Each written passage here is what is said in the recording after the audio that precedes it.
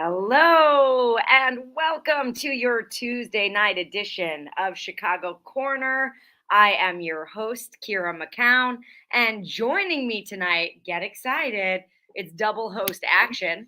Jerry is here with me. Hello, Jerry. Hey, Kira. And as always, Ed Heller as well. What's going on, dudes? Good evening, Tuesday Nightaholics. Woohoo! We're here to party. What?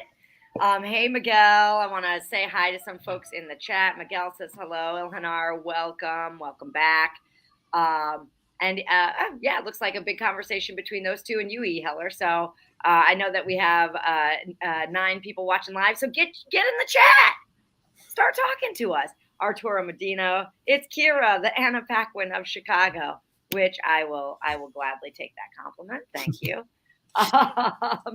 So welcome everybody. We have a packed show tonight with some juicy stories. And what's so crazy is I really had to cut back on some stories today. And so, what we've chosen is, the top of the radar, and also some other stories came out today that I think that Jerry will be covering on the Friday show. So I'm going to go ahead and release that and know that. Oh, Jerry no, don't. Well, if they're timely and topical, don't release them. There'll be other stuff for me to cover on Friday. Don't. It's up to you. You're captain right now. But if there's stuff. Oh no, they're just things that came in. Were they the ones we were talking the last hour? Yeah. Oh, okay. So. Okay. No problem. Mm-hmm. Yeah, where I'm like, oh man, that's a great story too. Oh, so if it keeps, if it stays high up on the list of important things, I know that you'll take care of it. So, and Eleanor says it's going to be a spicy night tonight. I have a funny video to share. Oh yeah. Let me see if it loads. Just to start off the show, I hadn't planned on doing this because I wasn't in a.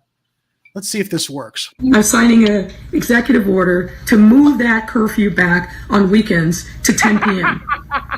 And I'm urging parents, guardians, and responsible adults in the lives of children to make sure that you know what the rules are and that you make a plan with your children and young people to make sure that they safely abide by this curfew. It gives me no pleasure to impose these rules and restrictions.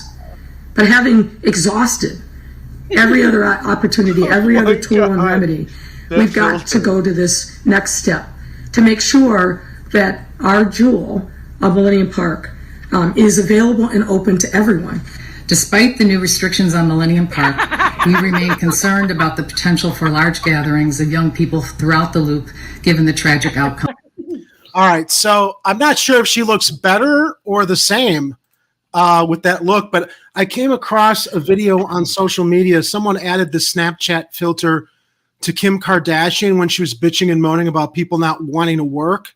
And of course, you know me, automatically my mind goes to Lightfoot and how can we use this filter to mock her? So I found the filter and I thought that was a perfect video to add it to. So I hope you all enjoyed because I sure did. Yeah, no, that was amazing. That was amazing. I wish I could how do you, it's like this and like this. I'm really good at making glasses. This mine. Okay, here we go.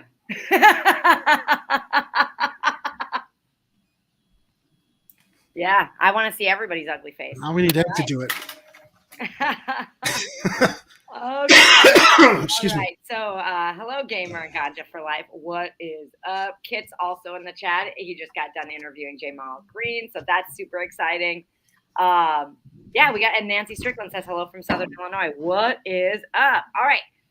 So we got lots to cover and a lot of deep dives to do. So why don't we go ahead and get started with our first story, which is a doozy. All right, so I'm going to tell you a little bit about it, and then I'm going to show you a video from the scene here. Antoine Daubin was chatting with a neighbor about the need to board up and repair vacant buildings on his far south side block on Saturday evening when he heard banging on the window of an abandoned home. As Daubin got closer, he heard a woman's voice say, "Help." That's when he called the police, who found a 30-year-old woman inside the home in the 11900 block, Eggleston Avenue and West Pullman, who was chained up as a prisoner. So let's go ahead and take a look at the scene, what happened, as Dobine actually discovered this woman in the house. Well, it wasn't as he discovered her, but as the police were coming and finding her. Just a warning before I start the video, there is profane language. So if you're around any kids or you're faint of heart, heed this warning. Let's go ahead and watch this video. I started to walk down Stewart, though. You need a fucking award around this. I don't need no award. I don't need no award. No, I don't. I'm sorry. All I need to do is get this property. So can't nobody else go in here no more.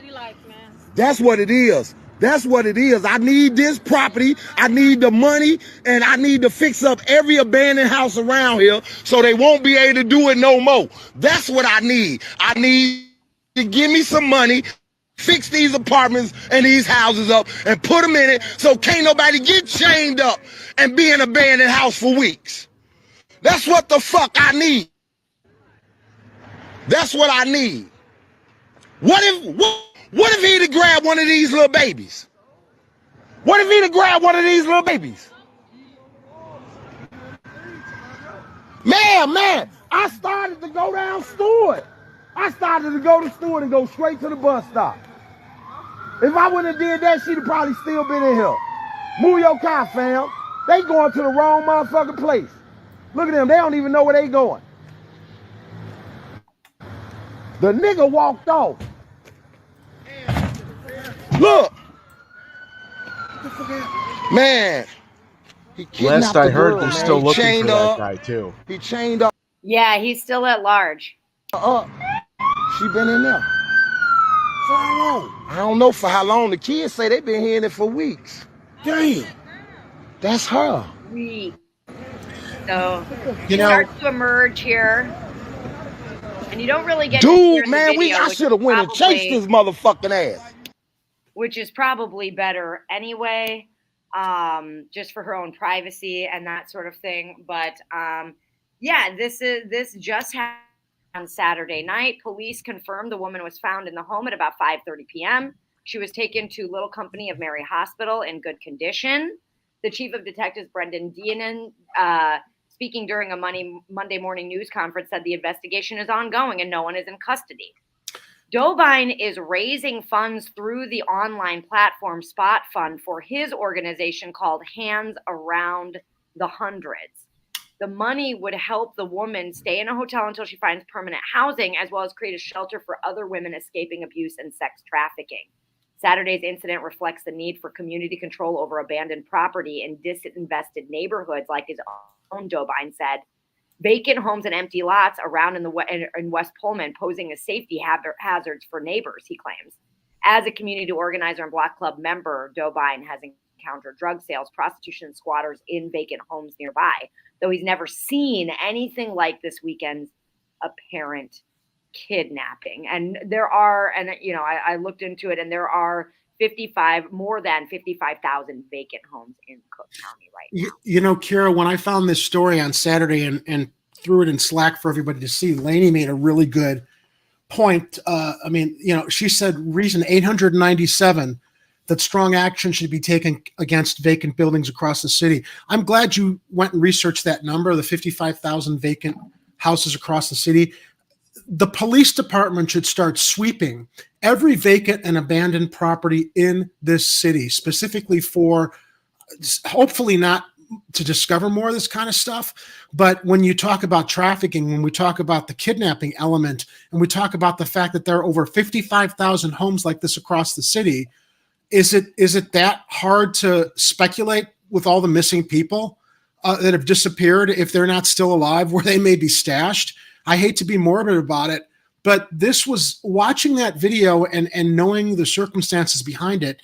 I was literally like thinking of that movie Seven, where you had that serial killer played by Kevin Spacey, leading police to places that that would otherwise have been overlooked for victims that had been hidden away for like a larger story.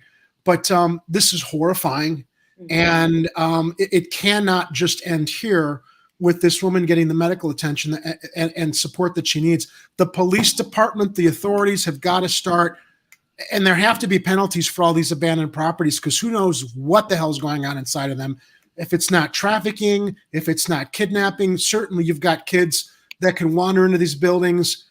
You know, unfortunately, I'm not going to like throw moral judgments out here using drugs, but you've got gangs that are probably using a lot of these abandoned vacant buildings for their activities. It's just where does it end? It's got to stop. It's just got to stop. It just horrifies me when I saw that video and knew what was going on inside there. Yeah, absolutely. Ed, anything you have to add to that? Well, I'm obviously I'm super angry about this story just finally coming to light. You know, it's just the news channels other than us just started covering it like a day ago. And we know that abandoned homes are more than just an issue for, you know, potential use for crime.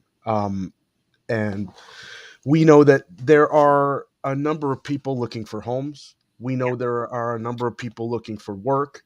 We know that the city has money to do projects and to hire people and to train people, and maybe they can get, you know, they can work with the housing authorities that are already, you know, granting or distributing properties to people.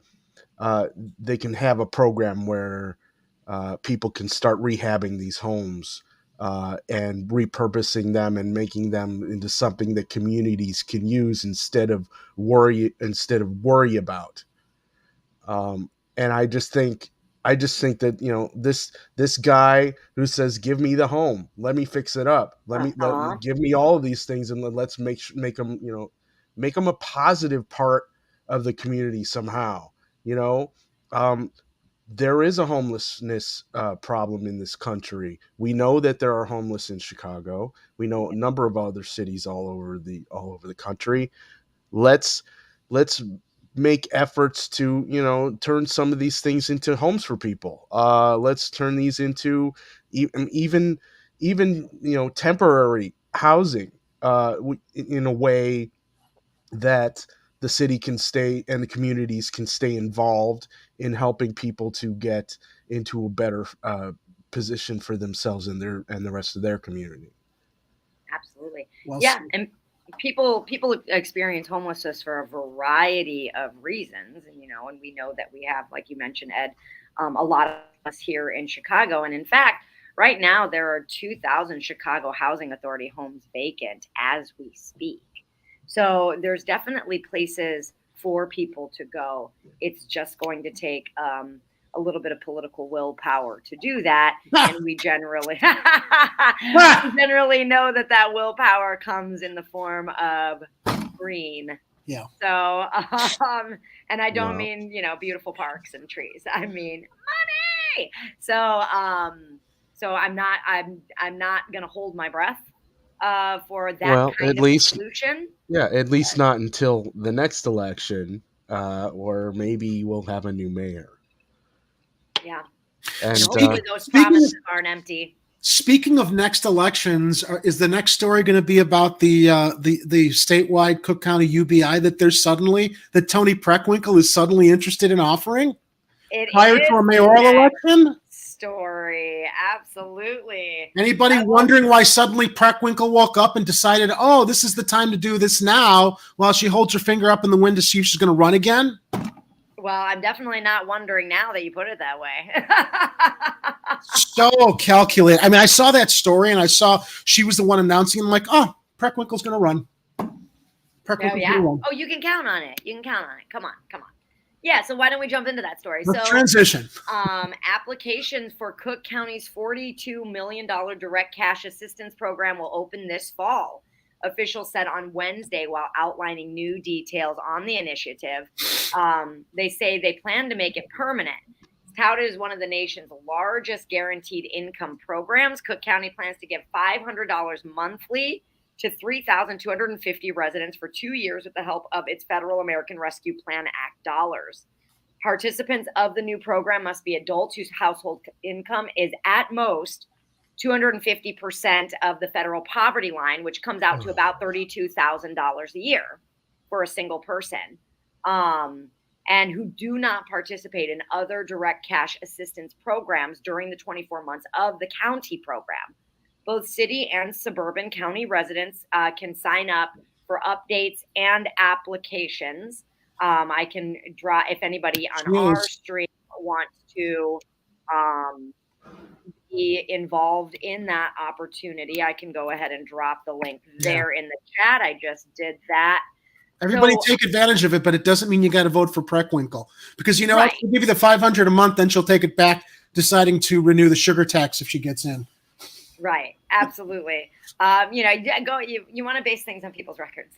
So, in a news conference, specifics, Cook County Board President Tony Preckwinkle said, quote, historically, both public and private institutions have been reluctant to directly invest in low-income people without significant restrictions. And Preckwinkle is running for re-election this year, according to this article. No, but I think that she might. I'm wondering if she's going to run for mayor, if she's going to decide to abdicate Cook County Board and run for mayor is what I'm wondering. Oh, that she's going to leave. Well, yeah, I don't know. I mean, she did it before. It's like she, and then of course she had her cushy job to go back to once she lost that election. But these guys, they're just interchangeable. It's like, and then when they decide to leave a position like this guy just did on this, I don't know, we're going to report on this tonight, but real quickly, this alderman, what's his last name?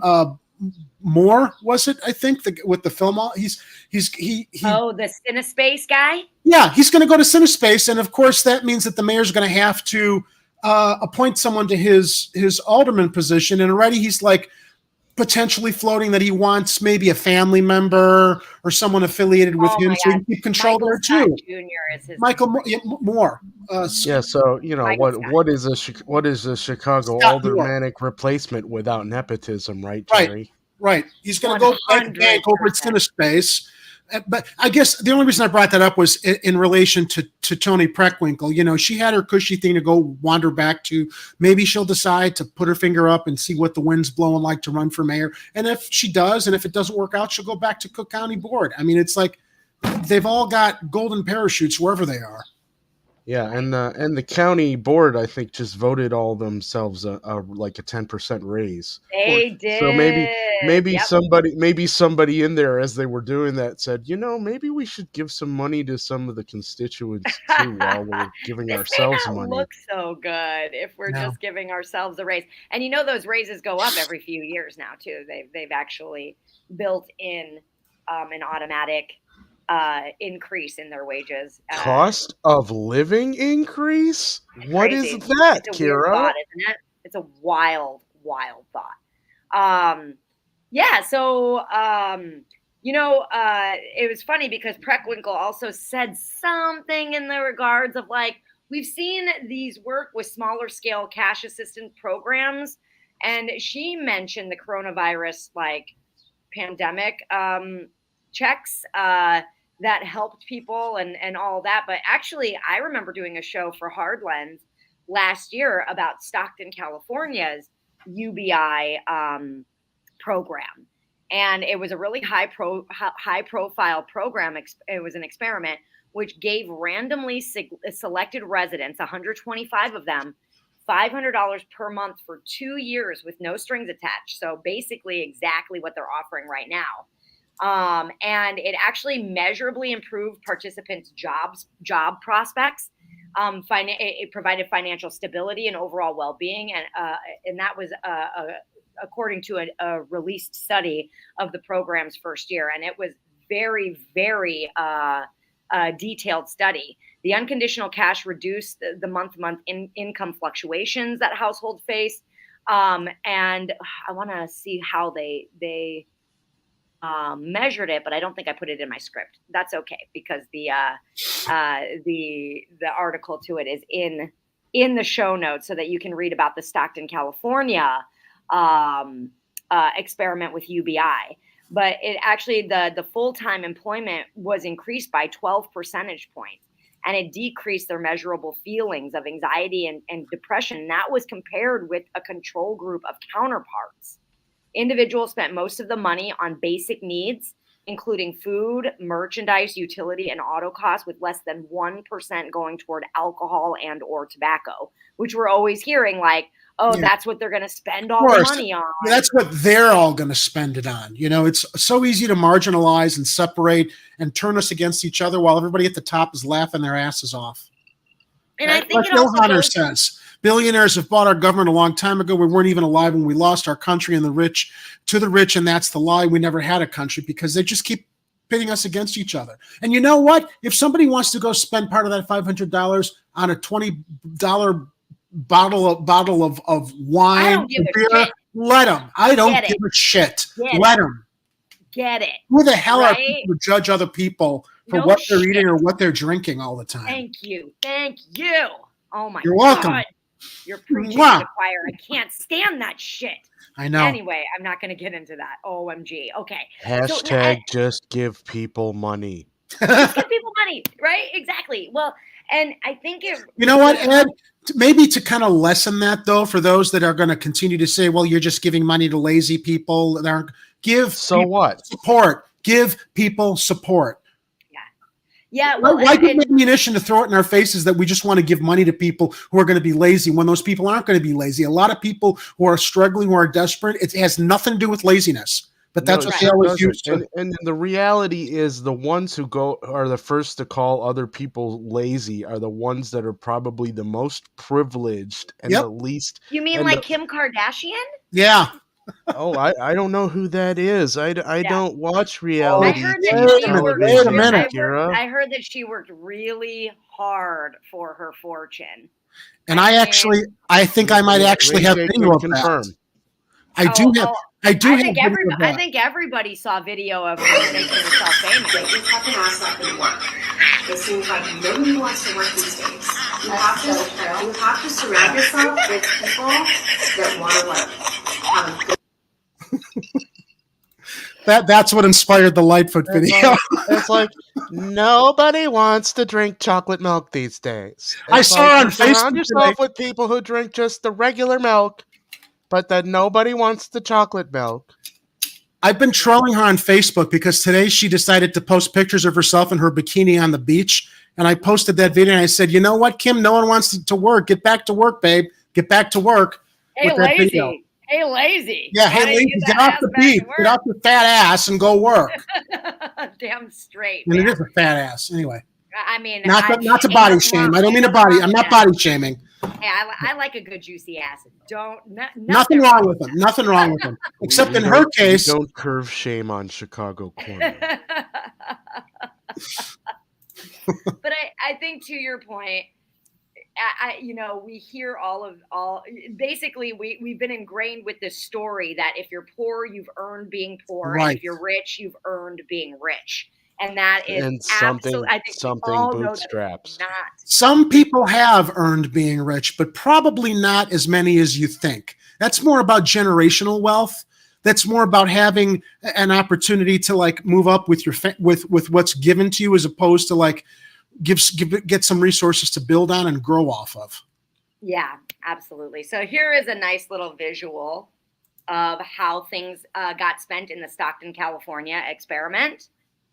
So now, we actually get to see, oh, look at that. Like, those really silly, like People magazine articles where they're like, look at the celebrities. They're just like us. Yeah, right? Yeah. So it's like, look at the poor people. They're just like us. Look at the celebrities. They eat like us. They shit like us. They need toiletries. Isn't that the craziest thing you've ever heard? So yeah, like this whole idea that people are going to go out and spend a bunch of like your hard-earned tax dollars on tobacco and alcohol. Again, it doesn't pan out that way. A, and B, get off people's back. Anyway, just some personal stories because I do think that stories really illustrate what's so. I can tell you 12% of people got full-time work because they had that $500 a month, sort of cushion. But to hear the actual stories is just really, really inspiring. So Mona bought diapers for her grandchildren and an adequate amount of feminine hygiene products for the first time in months. Wow. I have been so poor in my life that I could not buy more tampons. It is very, very difficult. It's and feminine. undignified. It's undignified. It just adds. I mean, you're already suffering the indignities of your situation. To not be able to afford simple pleasures of like what you need to do for personal hygiene, it's obscene. It's just. Yep. We have completely returned back to like what it was like during the Gilded Age. I always thought, our society was moving forward. I grew up in the 70s. We saw civil rights behind us. We were looking towards a brighter future. The 80s came, things got deregulated. Suddenly, conservatives got back into power to take things back. And we're rushing. It's rushing back to the bottom. It's unbelievable. Yeah. A married father of 3 who works in construction was able to repair his broken vehicle without needing to save up, making it possible for him to get to his job out of town. A mother of 6 and a grandmother of 6 put much of the money toward her teenage son's football camp, new shoes, money for food, as well as rent and bills. And one recipient mourning the death of his daughter said the money gave him time to take opportunities for himself and be around more of his family, noting that a lot of people have noticed a positive change, right? Because shit happens in people's lives. And the system we're under right now does not allow for that to happen. So what we see with these UBI programs that they ran in Stockton, and even, the coronavirus funding, is that people really do need the money, and people do spend the money very wisely and on necessities for themselves and their family. I think that I could have bet money on that without seeing the results of some experiment, but there you go, right? And I know that a lot of mayors across the country, I think 40 of them right now are in a sort of a UBI sort of organization club trying to push UBI as a thing. And then the vast majority are saying like, we need more evidence than this single experiment to actually go with that. So in light of that, regardless of what her motives are, this will be another data point for this sort of experimentation. So we'll actually get to see. And you can earn up to $32,000 a year as a single person and still be qualified. So there you have it. Anything more from you, Ed or Jerry? Just take advantage of it when it happens. Yeah.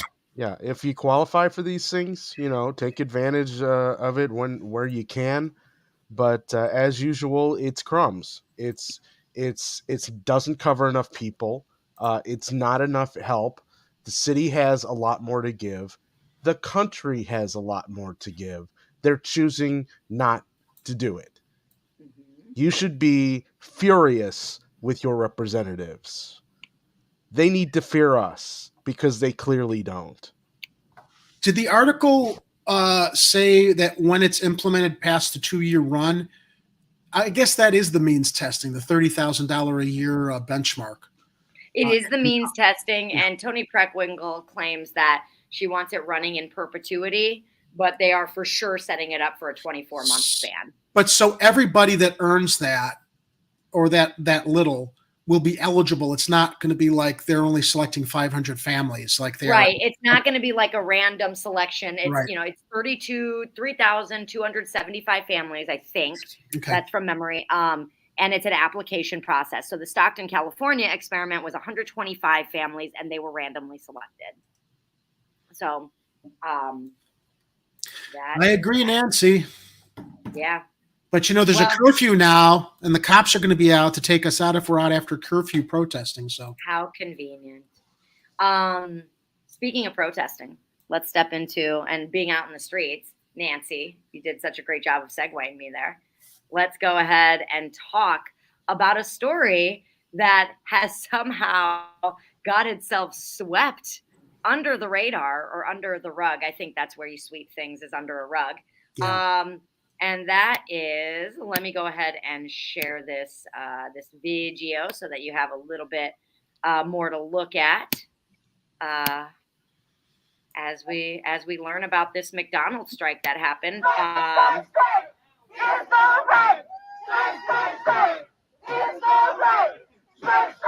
So these workers walked out of work. They're wanting to unionize. They walked off the job.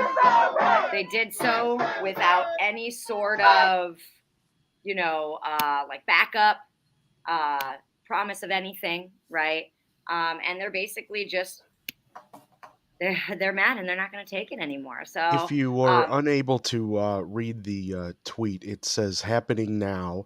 Workers at 1443 East 87th at McDonald's in Chicago have walked off the job on strike and are speaking out. Hashtag unions for all. Yeah. So the CEO of McDonald's, Chris Kobzinski, he received a pay package of over $20 million in 2021, according to the new SEC documents filed on Monday. And the average McDonald's crew member in Chicago gets about $13.66 an hour, which is 11% above the national average. So they're making about $23,000 to $25,000 a year. Good news, they can apply for the Cook County UPS right? program. Yeah, right. Exactly. Right. Instead of getting paid a fair living wage, because those at the top at McDonald's they just can't cut it, keeping everybody's wages so low. Yeah, it's bonkers, and that's what we do. We do that as taxpayers. And we also, and here's the other thing here. Let's shame the burger flippers too. Do you know how many people I hear? Wow, they're only flipping burgers. Why should they be making more than $15 an hour? Because it's a convenience for you to go stuff your fucking face when you decide you don't want to cook and you want to go to the drive-through. And these people who are working in front of these fry and grease cookers that are dangerous, okay? They can burn themselves. You don't think that that's a hazardous job. And because you went to college and because you're making a lot of money, this is about you feeling better about yourself, making sure there are others that make less than you. There are others that are less than you, that you think are less than you. That's the great American way here that is brainwashed into everybody. And it can be simplified even more. It's like you say that this job, you think this job should exist, but you don't believe that a person working that job deserves a living wage. Yep. That is bullshit. Out of convenience for the person who's going to go there and buy a burger for themselves. Yeah. Well, that's the judgment thing, Ed. It's like other people deciding to elevate themselves over passing judgment on everybody that they feel is inferior to them. You used to be able to work one job and have a living wage. And that job could be a factory job. It could be a factory job. It could be a job working at a restaurant. It could be janitorial, anything. Retail. I remember back in the 1970s, now that we're talking about fast food places, I had a very, very dear uncle who had retired from Santa Fe. And he was working part-time at Burger King as a manager. Now, I'm sure manager salaries were probably a little bit more than minimum wage than the regular workers, but I remember he was very comfortable supplementing his retirement with that back when the cost of living wasn't as insane as it is now. And he took pride in the fact he was managing the Burger King in his neighborhood. Mm-hmm. Today, people would be spitting at my uncle, marginalizing him. Oh, he doesn't deserve to make that. He's working for Burger King. F these people, man. I just don't have any patience tonight. The truth is, so many more people would be doing things that they actually have passion for if they could make a living wage doing it. Yes, and gifts for, right? Because that's really what we're missing out on. You could just use the restaurant industry as one example there, and sure, there's been decades or even longer of people basically starting from the beginning as working for free just to train with the chef, or starting as a dishwasher or a prep cook or what have you. But if you had a job where you started, even if you started as a dishwasher as your first thing, because at a certain point you want to learn every aspect of how a restaurant works, right? Dishwasher is one of those, prep cook is one of those. Every station in a restaurant, you're going to want to know back and forth when you finally become that top chef at a restaurant somewhere. But at every stage of that, you should, at the very minimum, have a living wage. And look at how they've managed to rip off restaurant workers, Ed. Let's separate Burger King and McDonald's now. wait staff that are supposed to live off their tips. They've changed that system so that they don't even get a minimum wage. It's up to the assholes who decide whether or not they want to tip their server or not based on the quality of service that they got, that they're judging at their table as like how taken care of they were because they're so hoity-toity. And right? we've seen a major revolt happening in the restaurant industry after the lockdown happened. Yep. Because people started evaluating what is my time worth? What should my time be worth to others? Especially when they're risking their health. They were risking their health in the pandemic. I want to bring up, am I an essential worker or not? I want to bring that up kind of thing. Absolutely. Nancy's comment again. Keep this up all the time. We should have this comment up like plastered on our walls because they're human beings. That's why they deserve a living wage. End of story. End of story with any fucking argument from anybody that wants to carry on. They're just burger flippers. They're just flipping fries. They're a high school student. And I'm like, do you know how much? Yeah, it used to be high school students were taking these part-time jobs to put money away for college. That's what it used to be. Are part-time jobs. Now they weren't supposed to be full-time jobs for these kids. Yep. Yeah. It's wild. So anyway, a little bit more background on this. McDonald's Corporation announced their fourth quarter earnings some time ago. This was for 2021. While 2021, this is from that CEO Chris Kaczynski that made $20 million last year. While 2021 was a year of continued challenges around the world, the McDonald's system came together with unparalleled dedication and delivered truly exceptional performance. Your workers wouldn't know it by their pay, but okay. We enter this new year with a clear focus on creating seamless and memorable customer experiences. It would be memorable to me if my McDonald's staff walked out while I was there. So I guess he's hitting the nail on the head with that one, eh? You know what else they say? Well, geez, if we pay them more money, your hamburger is going to cost an extra $1. Fine. Yeah. Fine. How is it that you're going to tell me you can't raise their wages because my burger is going to cost an extra $1 while the CEOs and everybody at the top are getting raises all the time? That's right. I call bullshit because that's all it is. It's bullshit. And you know what? If I got to pay an extra $1 to eat that shit burger to begin with, I'll pay it if it means someone's going to get extra money for their time. And I mean, I think that you can get a cheeseburger at McDonald's right now for less than a gallon of gas. So, I mean, come on. You get a lot of things for less than a gallon of gas right now. That's a great point. So globally famous brand McDonald's recorded a net income. So this is profit of $7.5 billion in 2021. Yeah. So, I mean. So you can take that to the bank. Yeah. No. If they're going to tell you, well, I got to raise the cost of this in order to pay these people extra money, you got to think, okay, well, if you're a small business, I'm going to give you a grain of salt with that argument. If you're a larger company trying to get away with that garbage while you pay your CEO a 7-figure salary, no. Not if, especially if your company's had record profits. Did either of you guys, guy and gal, ever see that movie with Michael Keaton called The Founder? It was about Ray Kroc, who basically stole McDonald's from the brothers who originally created the company. I am familiar with the story. Yeah. Anybody out there? It's Michael Keaton should have won an Academy Award for his performance as Ray Kroc. It's called The Founder. It's very easily found on most streaming services. It came out, I think, about 4 or 5 years ago.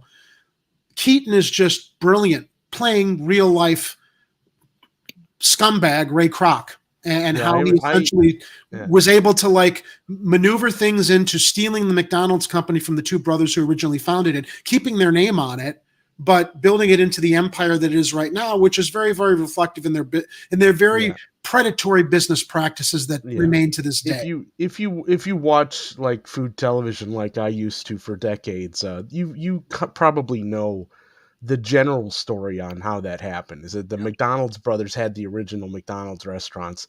Ray Kroc sold them their milkshake mixers. Yep. And He liked how fast they were streamlining their operation. So he came in as a partner and maneuvered himself to a and point. then he bought them out. And Bought then him out. He didn't buy him out, Ed. He literally strong armed them out. They didn't have a choice. I believe that. Yeah, I mean, look, they didn't have a choice. Yeah, the restaurant business. There was some cutthroat stuff that went on in the early years of fast food restaurant history. But I definitely will look forward to watching that story to see how they portrayed Ray Kroc in that movie. It sounds like, according to you, sounds like he was a real piece of work. He was, and I love the fact that they didn't pull any punches in showing what a piece of shit he was, and Michael Keaton embraced playing him as the piece of shit that he was. So as much as you have to, I guess, at some level, admire his vision beyond what those two brothers saw the company was capable of, the means by which he built that company is just reprehensible. I mean, it's basically it's what capitalism is all about. Cutthroat at the expense of others, no morals, no second thoughts about who you're fucking, who you're screwing over. And I just think it's a great film for people to see. I mean, not just because it's about McDonald's, but I think it's really a metaphor for our American capitalistic system. I think it sounds like a movie I must. And while we're just slightly on the subject of capitalism here, I need to remind everyone that there is a difference between commerce and capitalism. Yes. Not every person who runs a business in order to, make a living or whatever has to make it completely focused on profit. Yep. Yeah, neither of my businesses. And my husband can attest to that. And so when small business owners come to you and tell you that they're capitalists, you got to ask them, really? Are you just trying to make a business work? Or are you just trying to be like some greedy billionaire someday? Because you don't have to have a business and have that final goal to be, Jeff Bezos for whatever business you run. To be honest, if you do want to make a ton of money, starting your own business is probably not the most expedited way to do it. I can tell you that myself. Right? Like I've owned a business for 15 years. I would qualify if I was a single person. I would qualify to apply for that UBI. By leagues, I would qualify for that UBI. Running your own business is not as easy as people think it is, unless you've got the generosity of capital. The generosity of a few family members who will believe in you. But even then, once you build it to a certain point, and it's gotten to a point where it's like it's time to pass this on to someone who can take it to the next levels, because you don't have that money for the marketing or the advertising. Good luck then. Yeah. Yep. It's expensive to run a business. It's a lot of work. It's funny because I read these stories and the average McDonald's worker is making this much and that much. And I think to myself, oh, that's about how much I make, right? For all of the work that I do and how much I get paid, and I own my own business. Now, the great news is I'm not constantly being threatened to be fired.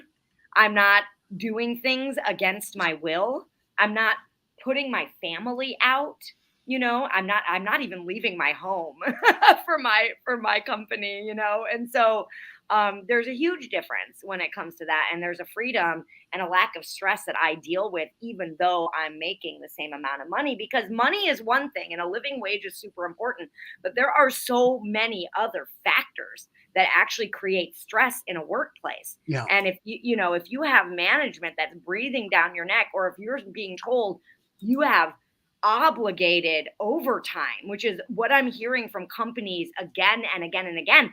And that's really the sense that I'm getting why people are walking out of these corporations, because I keep hearing again and again and again, mandatory overtime. What? Like that's not okay. It would seem to me that, if you're going to be running a business and you're going to be requiring mandatory overtime, it tells me that your business doesn't know how to hire people. Correct. Or how to run itself. You don't have the right business plan in place. You should be able to hire people without having them work a mandatory amount of overtime. You should have the right number of people to work for the right workload that you have and be able to support them with a living wage and enough time, during their work week, so that they don't feel like all they're doing is living to work for you. Lady and gentlemen, as we're talking about living wages and poverty in America, I'm looking at some links in the live chat from Nancy.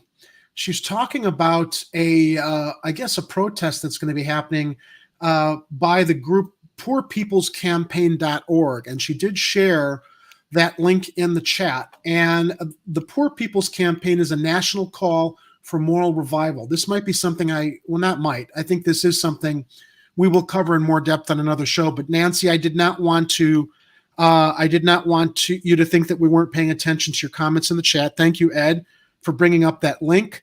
We did share the link in the chat, and I do think this is something we need to talk about because it's very much related to, the fact that people aren't making a living wage and that there are too many people dealing with poverty because of all these issues that we're talking about. So thanks for sharing that. And although we can't spend a lot of time on it now, I didn't want you to think we weren't noticing it in the live chat. Yeah, but now we're aware of it. June 18th. I think Nancy said something about there being seats available. Yes. From what I understand, they're busings. Check it out. I wish that I knew the numbers, like a direct tally of like how many people show up to a march and how many people broadly support whatever the measure is people are marching about. But it makes a difference. It does make a difference. And particularly, and especially if you've never been to a march, like it's really quite incredible. I gotta say, I know a lot of people have a lot of mixed feelings about public demonstration and marches, and do they really do anything? And I'm of the mind that they're one part of a broader set of actions that need to happen, including worker strikes, right? But then we do need those days of actions where we flood the streets, where we shut down business, where we really interrupt things and we show our numbers, because I think that because a lot of our efforts are covered up by the media, you guys, I seriously couldn't find a single news story about this McDonald's strike. I know. We were talking about this before the show. We were trying to find more. By the way, the local Chicago Fight for 15, they did get back to me on Twitter. I don't know if you saw my text. See that. So maybe we can follow up on this and get one. I was hoping if there was time, we can invite one of them on tonight, but let's do that in a future show and a follow-up, because I definitely want to have them come on and talk about what's going on. And I'd like to, at this time, make a gentle request for Fight for 15 to update their name to Fight for 30. Because 15 was not enough 10 years ago. Yeah. Mm-hmm. Yeah, no, absolutely. And just so you know, I am a small business owner, and my folks get paid well over $30 for the hour. And again, I don't make a ton of money. Okay, so there you go. Maybe I'm not doing it right. I'm a small business who can't afford to pay anybody because of what they should be paid. So I'm running everything, and let me tell you, it's no picnic. It's hard to actually employ people as a small business owner because the taxes that go along with them are really brutally expensive. And so it takes a lot, y'all. It takes a lot. Okay, so anything else on this McDonald's strike for anybody? Okay. You got it covered. Let's do it. All right, we're gonna go into the next, and actually, Jerry, you brought up this next story, and I finally got around to actually reading all of it, and I think that your conclusion might be dead on. Let's watch the video first, and then we'll get into our speculation. I was like, God, what's the S word? Speculation. Here we go. All right. Fire is still smoldering here behind me. Smoke still billowing from several buildings at this former Pheasant Run resort after catching fire Saturday afternoon. Video shows the massive flames coming from the former resort around 5 o'clock Saturday, which has been closed since 2020. Yeah, I was in my bedroom around 5:30. I saw a bunch of dark clouds and smoke everywhere. Firefighters using large hand lines, portable monitors, and elevated master streams to contain the spread. The fire coming from Master multiple Streets. areas, Wow. requiring help. Came from, pause it for a second if you Fire can. departments. Oh yeah. Up and down the Let me street get back here over is too. doing the same thing I'm doing. It's the memories that, Oh. and you Okay, still come have on. those memories. You're grateful. There we go. Keep in mind, the fire came from not one area. That's a huge Several. complex. Multiple areas the fire came from. Please continue. Mm-hmm. I like your detective work. Come on, man. Why are you? I always sound like Joe Biden when I come on, man. There we Come go. on, man. To see it Come on, like man. this, it's just sad. It's those memories that's bringing folks here today to take Sad. in the extensive damage. Memories came flooding back of when my parents were still alive. My mom and I would come out here and go to the plays. A lot of the conventions and things were held out here. It's really sad because I actually had my high school prom here, so all those memories are kind of gone now. Yeah, it's sad. We had good memories with that resort. We stayed a night over there once. And there was Mario Tricosi that we were used to go for haircut. Residents tell me they're mourning the loss of this resort and hope it will eventually be turned into another iconic property in St. Charles. Because of Well, After the that insurance money might- comes in. Yeah, that might actually be the case. So let's break this down. They couldn't find a buyer for the property, Correct. and to raise the place would have been very, very expensive. So quite naturally, fire blows up in all the buildings. The fire department comes and puts it all out at taxpayer expense, and they're going to make out with the insurance money that, will probably more than handily make up for the fact that they weren't able to sell the property or find a buyer for the property. There's no way that No you're wrong doubt on that. in my mind. There's no way that you're Yeah. wrong on that. Okay, It so feels like Goodfellas. so of course It's everybody, like just when so you they, know, this is all speculation. I mean, we are accusing people of insurance fraud right now. When No, I'm not accusing them. I'm No. speculating that's what's happened. it feels like Goodfellas, like that part where that restaurant came to an unfortunate demise. Exactly. So let's get into some of the details that you were just talking on, Jerry. The owner of the former Pheasant Run Resort planned to divide the property into 3 lots for commercial use. They'd closed their doors on March 1st following a failed attempt to auction off the resort. It first opened in February of 1963 and was annexed by the city in 1965. The Florida-based St. Charles Resort, LLC, wants to divide the 46.13 acres located at the southeast corner of Route 64 and Couts Road into 3 commercial lots. The mega center and the adjacent parking fields comprise Lot 1 and Lot 2 consist of the former resort buildings. Now, there was also speculation that there were homeless people living on the or breaking in and using that place for shelter. So when I saw this fire, it's interesting as we were talking about abandoned buildings in the first story and the fact that a lot of people will seek out these, abandoned buildings for shelter. I can only wonder and hope that there was nobody inside the Pheasant Run complex because there was a hotel tower there with, beds. And I don't know if the water was still running and stuff, but. Well, as long as we're speculating, I mean, a trash can fire that could have gotten out of control, may have spread to other trash can fires in other parts of the resort. Had you guys ever spent any time there? Had you guys ever spent any time at the resort? No, I had not. I've never been to Pheasant Run. I want to say that I've been to the Fifth Theater there, but I can't recall. It would have been very long ago. I got to share this. This is my Pheasant Run memory. Okay, I got invited to a Christmas party at Pheasant Run that some friends were running, and the theme of the party was you had to dress up as your favorite holiday Christmas movie character. So I went as John McClane. I got invited to the party by mistake. Wow, Jerry, you look so beefy. I was young. It was many years ago, but it was fun because people were like. Thank you. Yeah, and there are people like Die Hard. That's not a Christmas movie. I'm like, oh yes, it is. It's a Christmas movie. It's 100% a Christmas movie. But they had the place where they had that particular holiday party. It was like it was in this area of the resort where they had like mock 1930s and 1940s shops in a cobblestone street. And it was so quaint and it was so cool. And you'd walk into another section, you'd see families by the swimming pool and the dining rooms. And the idea that someone could have speculatively decided to burn this place down, because they couldn't sell it. Again, I'm speculating here, but there's so many people in that community out that were like literally like going there to watch this place burn down because they were so mortified by the memories that it had for the community out there. It's just sad. It's just, I mean, this isn't the only time we see stuff like this happen. But when it's a place that's got some historical context for the community, and, you know, let's be frank too, if this place been reopened post-pandemic, I'm sure there could have been some repurposing and some reuse for it. It's just, sadly, I think that there was a rush to push things out of the way before they could be properly managed.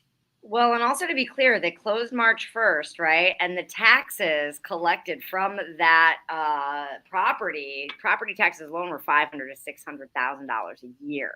So they were, it sounds like they were drowning in taxes too. Yeah. Money. But don't you think that they, you know, when a place is closed, maybe the state might want to say, you know what, let's hold off on the taxes here because we recognize you got a business here that once it reopens, it's going to create jobs and it's going to probably be better for the community when it's reopened than us like just robbing you blind right now while it's closed.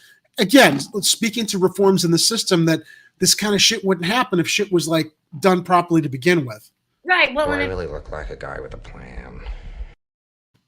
Well, that's perfect, right? Because I was going to say, if people actually wanted to operate with discretion, which we don't want to do that. And it was the Bourbon Street area, as Apparel is talking about it over at, And Die Hard is a Christmas. Yes, I got to get one of those.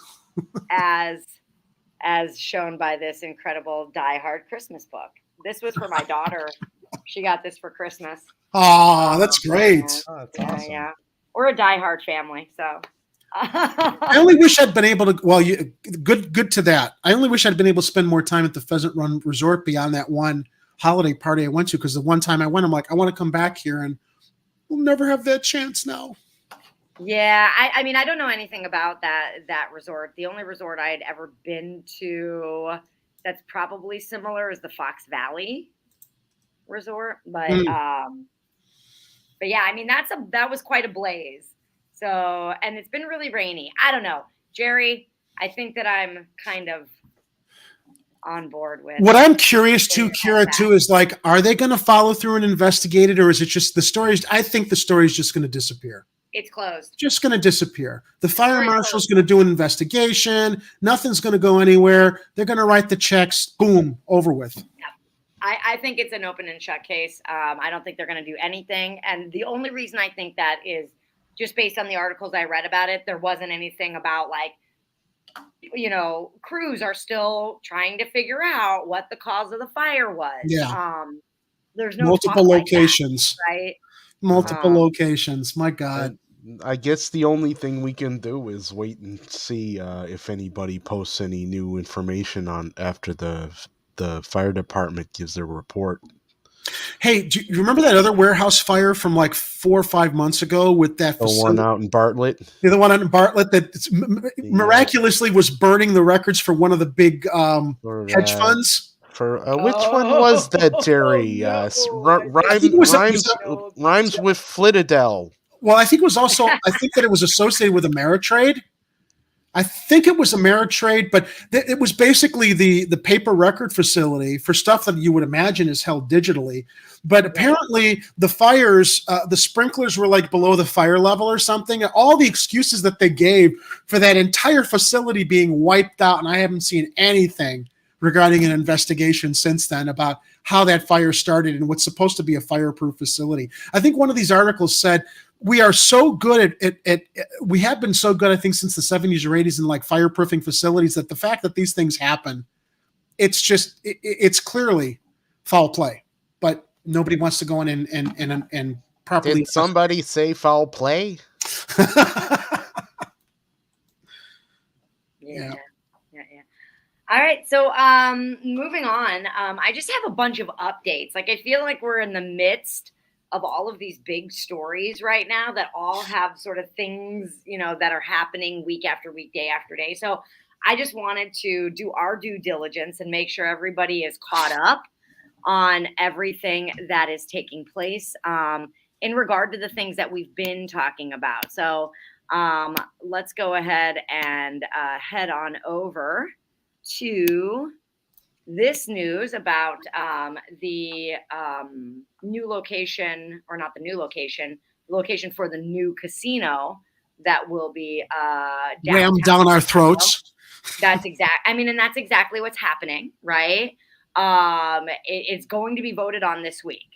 So despite opponents warning the process was moving too fast, the casino committee voted 27-3 to send the proposal to the city council floor, where it's expected to see a Wednesday vote. So tomorrow, if it prevails, the plan for Bally's to build a $1.74 billion casino and hotel entertainment development in River West on land now occupied by the Chicago Tribune's Freedom Center printing plant will receive a key stamp of approval. So we're probably going for it. We don't know what the actual vote is. Have you guys heard anything about what where people are leaning or what the possible vote would be on this? Because I don't know that. It's likely to pass. There are a lot of aldermen that are against it, but I don't know that they have the numbers to fight it. I don't have the articles in front of me or the tweets that I was seeing earlier in the week, but it seems like a lot of the aldermen have a problem with how fast this is moving through city council. And a lot of them, or at least one of them, is comparing it largely to our parking meter debacle. Oh, that's yeah. Mm-hmm. Where it's basically ram it through fast and we'll lose later. Well, yeah, like a private company is going to actually be, Bally's, assumingly, is going to be the company that reaps all of the rewards and then leaves the citizens of Chicago to pay for the debt. And the debt looks like traffic congestion. The debt looks like increased crime, right? But yeah, they're looking forward to $2 million in annual revenue. Which some people say was going to happen after the first 5 years, and someone else was saying 2, and so there's a discrepancy there. Well, yeah, absolutely. And then we have this number here where they're saying $331 million of revenue is lost to Indiana for gambling. And again, that is all simply estimations. Like, we don't, why do people go to Indiana? Obviously because it's there and it's not in downtown Chicago, but will people be attracted to come into downtown Chicago to gamble? This is just such a bad idea. It's just such a long-term bad idea in the history of really bad ideas here in the city. It's probably going to attract more crime. It's going to feed much more into residents in the community who are already desperate, going and blowing their money right down the block at a casino because they're not winning the state lottery yet. It's just such a cynical, ill-advised move, but she doesn't care. She just doesn't care. She's the Rona destroyer. Now she's going to be the other destroyer. I'm at a loss for words sometimes. We talk about this stuff, and I'm literally dealing with an existential crisis. Is it really worth bitching about this stuff all the time? Because nothing's ever going to change. The bad people just keep winning.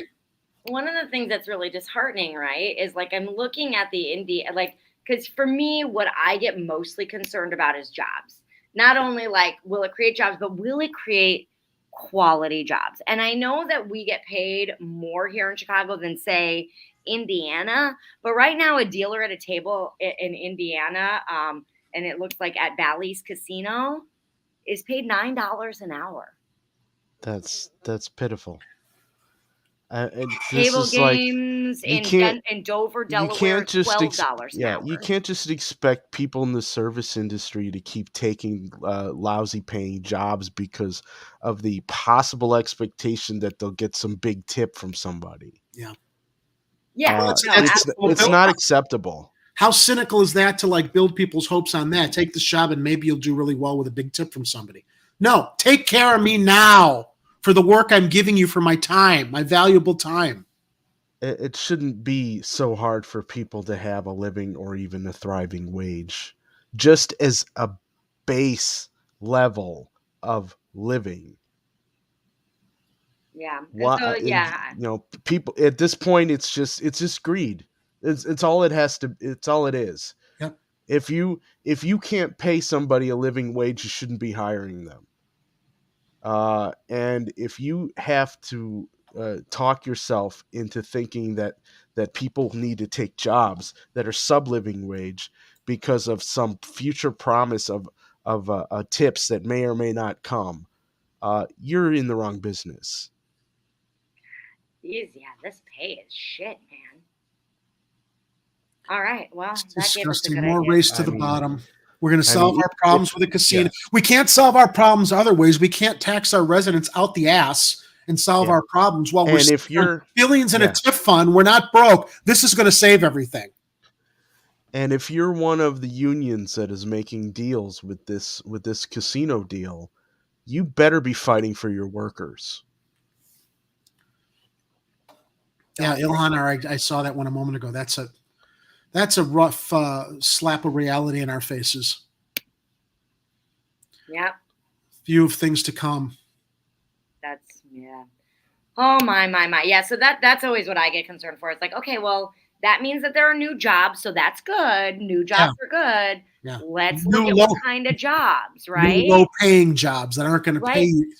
But think back to that, was it the McDonald's story about, no, the UBI story, right?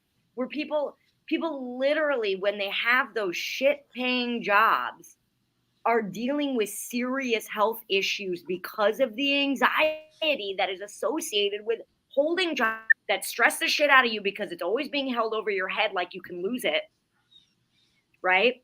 And then you're not making enough anyway. And then you don't have time to get something better, right? Because you got a family or you got another job or, you have all these other responsibilities. You take care of your grandmother or your mother because, elder care is super expensive. We don't have any child care. Like, it's a disaster. You're right. Kira, you're right. All right. So that's that update. Next update I wanted to talk about is, yes, I forgot about this one. I just wanted to make sure everybody knew that election is upon us and primaries are going to be held June 28th. I've been going door to door to talk to people about the upcoming primary elections, because if you take part in electoral politics, and if you don't, I do not judge you on that, but if you do, primaries are, of course, the time to get involved if you actually want to have any kind of say about who the leader of our two insane parties are.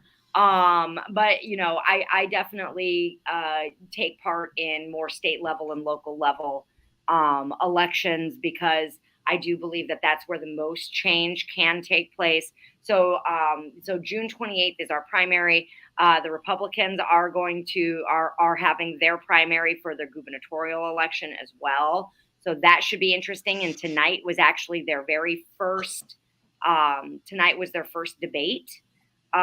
So if you are a Republican, you'll be watching that and seeing how all of that unfolds as we go into general elections in the fall. But yes, heads up, my friends. Make sure to vote in primaries. Anything you guys want to say about that? If you're voting, right? I wouldn't vote or shame anybody. If you're seeing or the political ads on TV or hearing them on the radio, I'm getting a lot in the mail now too. Take everything with a grain of salt. They lie so badly in those ads. You really need to do your own research to learn what the truth is, because they will say and do anything to, they call it muckraking, to just sling mud at whoever the ad is opposing, or and you will never really know what the truth is listening to those ads. That's what we get in a two-party system. That's what we get without ranked choice voting. Because in a two-party system without ranked choice voting, you're always voting for the lesser of two evils. So the only thing anybody needs to convince you of is that the other guy is the devil incarnate. Right? And so if they can convince you of that, they got your vote. And I just am not down with that anymore. I'm actually working on getting someone on the show from Fair Vote Illinois to talk to us about their efforts to get ranked choice voting on a ballot initiative in 2024, I think. So so we'll keep amplifying those things that we want and making sure that we're moving in a direction that actually gives people a freedom to vote their conscience in a real way, not out of fear, without ranked choice voting. This is what we have. That's right. Just more clowns piling out of the car from both parties. Two-party clown system is what we've got without ranked choice voting. That's right. I love that. That's so good. How did they get into that car? So I wonder if there's a hole in the ground or if they're contortionists. I think they must be contortionists. Yeah. It's a special car, Kira. I had it specially made. We originally had intended to use it for other purposes, but we realized it worked so well for transporting political clowns that we just decided to make it the car that we use all the time. Man, I'm try my triple beam. I feel. Whoa! Look at those guns. Look at you. I don't play around. I know you don't. You're action queen. Yes, indeed. So Kira's the actual superhero of Chicago Corner. Yeah. And I wear a lot of spandex to prove it. So just wanted to get some comments from folks in the chat, specifically about elections. Yeah, elections can be a little disheartening, and on the federal level, I think they're useless too. I gotta say. All right. So Did somebody say useless, Jack?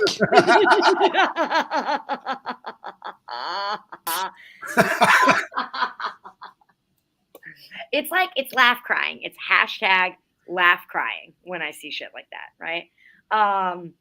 So last. Wait a minute. I got that beat.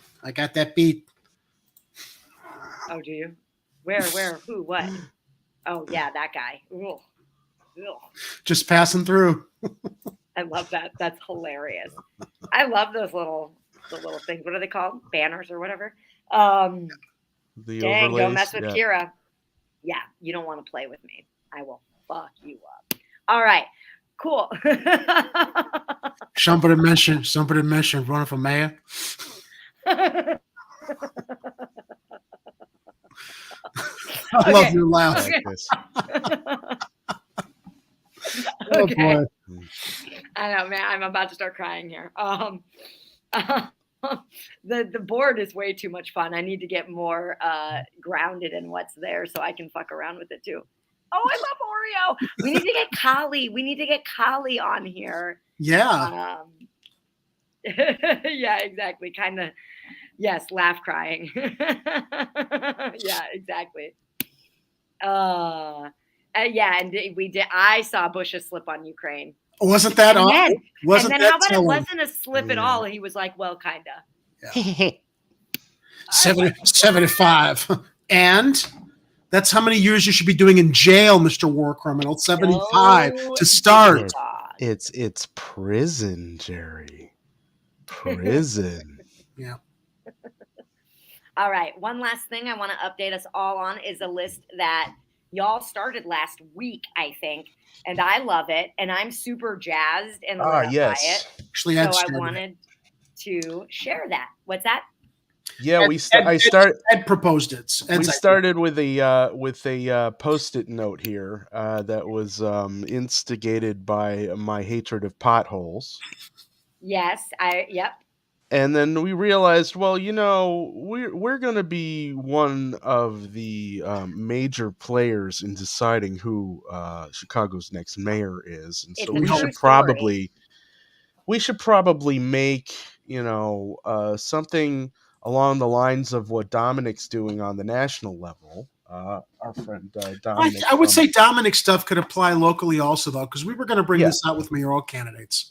At any rate, so I just made a document that it's very much a draft at this point, but I'm calling it the 2023 Chicago Mayoral Pledge to the City, also known as the North to South and East to West Pledge. And we're going to refine this, but basically it's It starts out with a basic question to every candidate who's running for mayor of Chicago. Mhm. As a candidate for mayor of the city of Chicago, will you pledge to support all of the citizens of Chicago, north to south and east to west? Now, the reason why I say that is because if anyone has had a chance to travel north to south or east to west in this city, especially if they're commuting to and from a job, you know that the potholes are crazy. And you know that the road conditions are different depending on what part of the city you're traveling through and how bad. And some of the potholes are way worse on the south side, maybe on the west side, than they might be on the north side or toward downtown. And so we need to make sure that whoever's going to be mayor is going to be a mayor for the whole city, not just where the people with money are. So obviously the first step is to make to honor this pledge. Will you? And then we added a few. I started with a few sections here. We're making our list. We're making a list. I love it. Yeah, and really, we may narrow it down to we may narrow it down to a couple basic demands, but I think at this point we should probably just make this a Christmas list, and then let's figure out what we can hone it down to, just for the basics, right? We can do must-haves. We could do must-haves, and we could say and it would be nice. Yeah. So right? my number one is provide safe, equitable, and comprehensive transportation and infrastructure support throughout the entire city. That includes regularly monitoring street conditions and promptly patching potholes, repairing broken structures and roads, addressing other road hazards, and ensuring safe north to south and east to west roadways, and the diagonal ones too. No, we haven't forgotten about you, Elston and Clybourne and Milwaukee Avenue and Archer and all those other streets that I can't remember right now. Expansion and improvement of municipal snow removal services. Now, I know a lot. We talked about this in previous episodes about how we think that the city should be responsible for a lot more snow removal than it currently is. They need to be taking care of clearing out those bus stops. They should be helping us with sidewalks. They absolutely should be helping us with clearing the sidewalks. I mean, making that the sole responsibility of the people who own the buildings in front of each sidewalk is nice in theory. But in practice, it's impossible. The city has a lot of. The city could just think of how many jobs they could create with a snowblower fleet. Exactly. Just like they do with the plows down the streets, do the sidewalks. One long stretch for each sidewalk, or hire someone on the block to do it.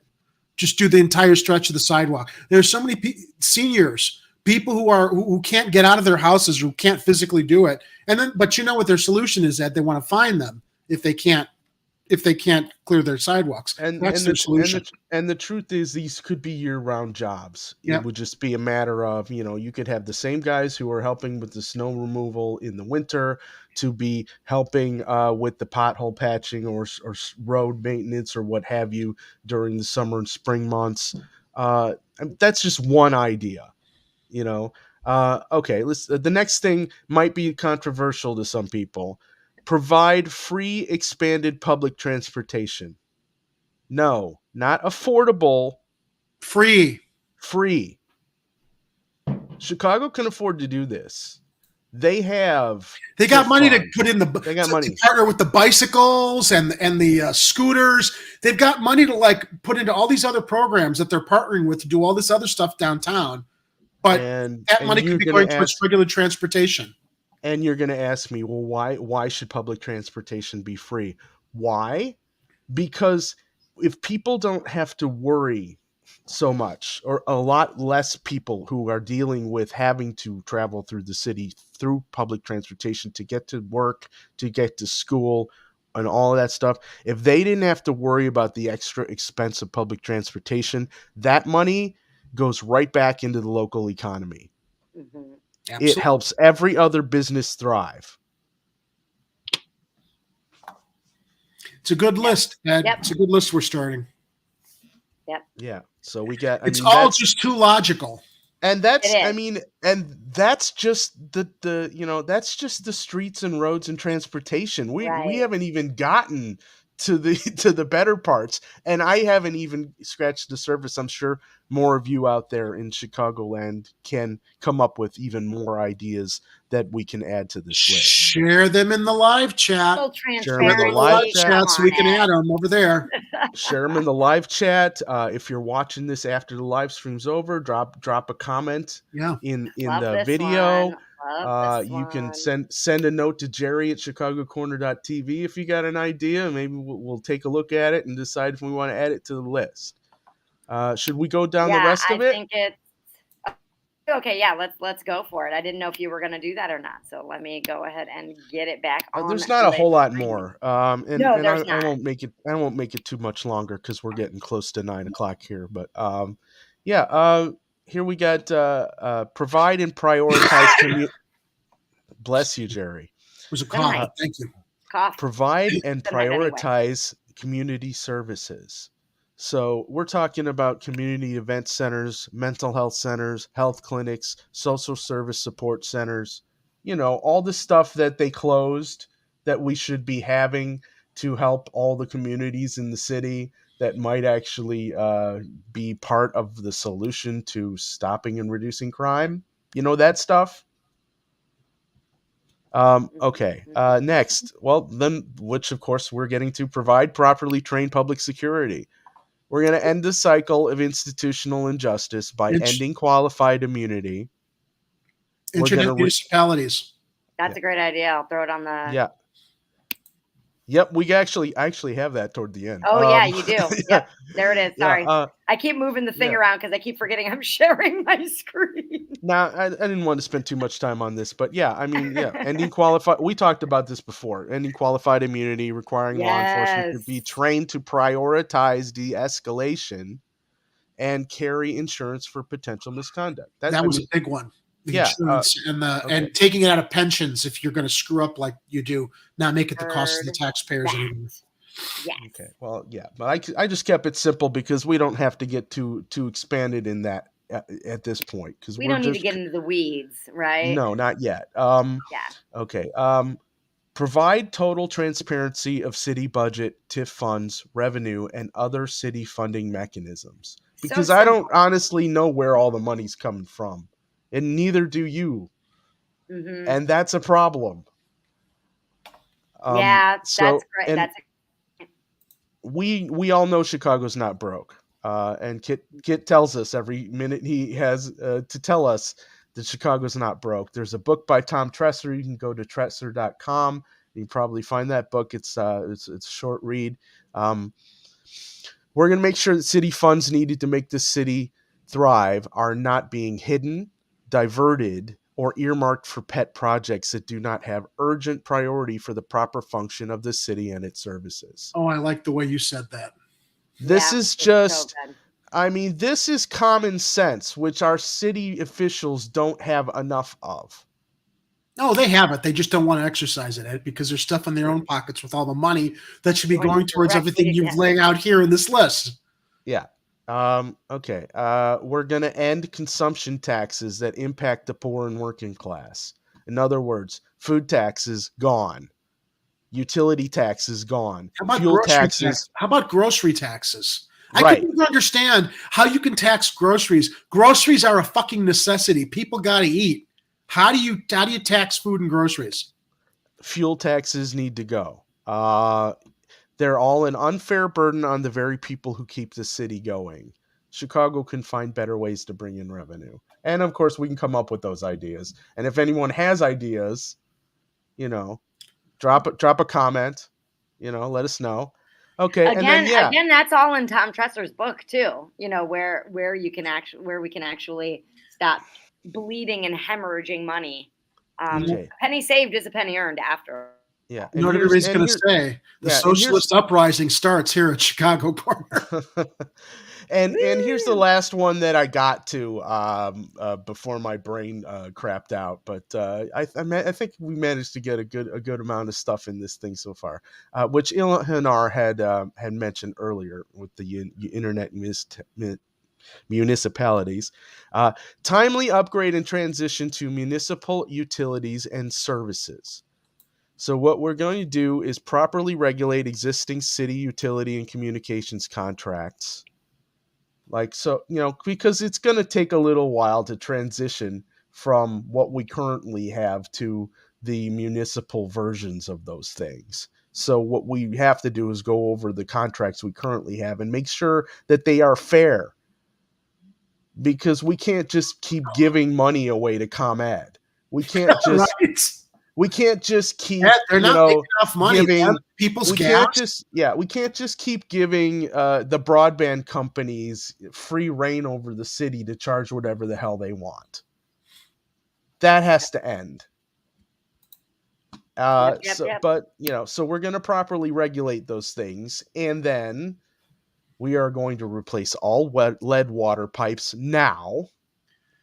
We're going to provide water bill and debt relief and discharge relief because people shouldn't have to pay for lead water they can't use. Do you know what I want to see, Ed?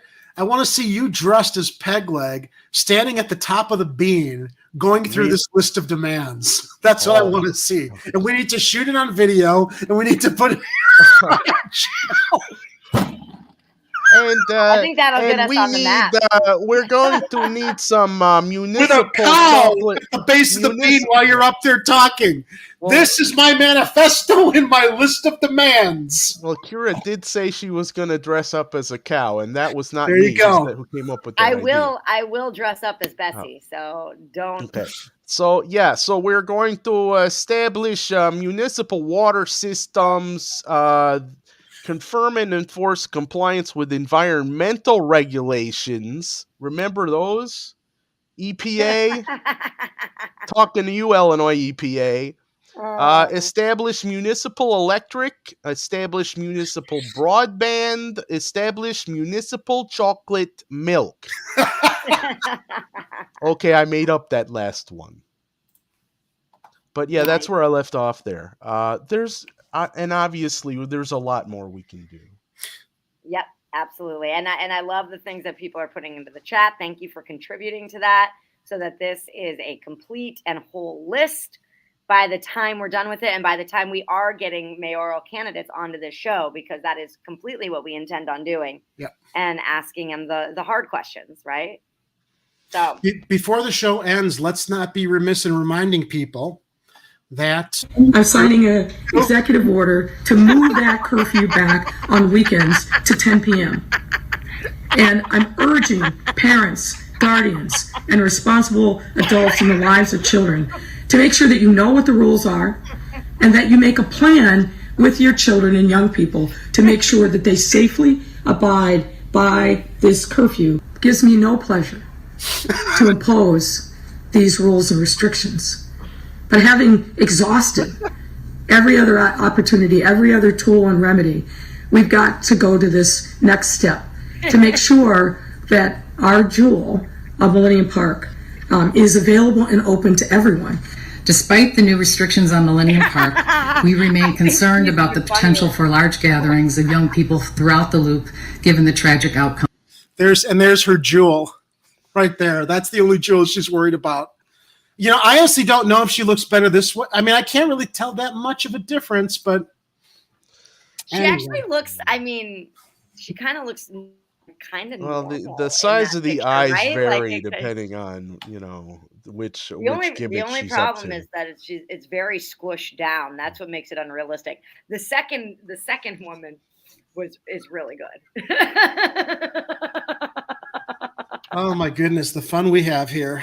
Because if we weren't laughing, we'd be crying, and I'm close to it sometimes. Yeah, that's for sure. Yes, Jake and Elwood, thank you. I love it. So that's what we got tonight, folks. That's all we got. I'm super glad you That's all we got. I'm super glad, Jerry, that you could make it tonight. Oh, It's thanks, super fun Kira. to co-host with you. Always a pleasure. I hope you're feeling better. COVID update. My COVID update is my sore throat is gone. If I wasn't compelled or ordered to stay in because it's my 5th day, I wouldn't be in. But I'm going to stay in till the end of the week and get tested, make sure I'm completely COVID free, so I don't put anybody at risk. But it's driving me crazy because it's like I feel better, but I just got to stay indoors until I know for sure. Yeah, it's super annoying to have to quarantine. Yeah. So I'm glad that you're feeling better though, and I'm glad that Thank you. Cool. And Ed, as always, thank you. Thank you for everything you do all of the time for me and the show. I really appreciate it because, you make my Tuesdays much easier. So I appreciate you, Ed, to the moon. Thank you to all of our live chatters and those of you who are lurking and voyeurs. You too. Thank you all for joining us. We appreciate you. We appreciate your contribution to the show and to us. I learn from you guys all of the time. So keep the commentary coming. And with that, I guess we will bid you all adieu. No, we can't stay another hour, Kira. We could do this for a whole other hour, right? Oh man, Aria.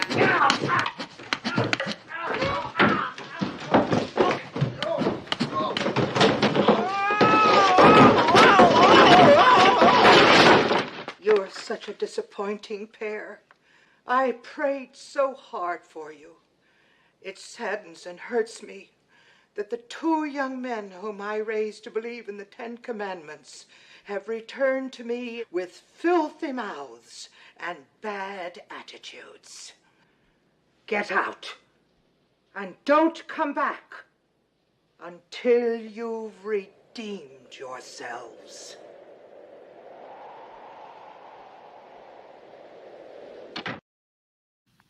That would be us. Won't let us stay then. And that's how I feel about staying on another. I'm kidding. No, I had a very early morning because Ariadne is not feeling well. So actually, I'm pretty energized right now. I'm shocked, but the show's a lot of fun. So I guess it's not that surprising. So, all right. Well, join Jerry Jerry and Ed. I'm guessing, Ed, you're going to join on Friday absolutely. as well. And Ed adds so much to the. I want to also add, I second your motion about how much Ed gives to the show. Ed, I think I've told you before, but I'll say it here and echo what Kira says. Ed really does a lot to help the show make it what it is, and I appreciate you too. And I'm always glad that you're able to co-host with us. I just wish you'd come on camera more. Yeah, it's just sometimes I just don't feel like I'm camera worthy. Right. And I often feel like it's more important that my voice gets out there than my face. So all right. So when I have a good connection and I have a good lighting in here, I'm happy to turn the camera on. But I think it's more important for everyone else here that I'm able to do things like read the contents of our pledge to the city, which we're working on, and hopefully we can add to that in the weeks to come. I mean, even if we want to add some coming up on Friday, anyone has any ideas, send us a note.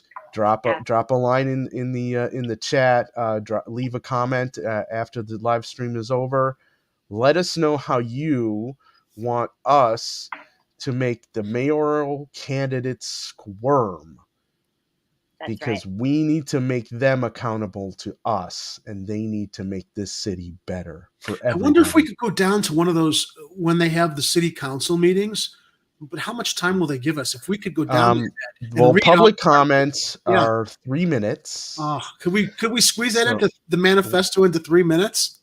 That won't. No, but what we can do is write a 3-minute. But I know how we can do it. The 3 of us go down there, and we each have 3 minutes. We can continue the list. Yeah, we could continue. Yeah, so fun. We should do it. We could get Kid in on this too. Yep, we should do that. We could go on and on. So.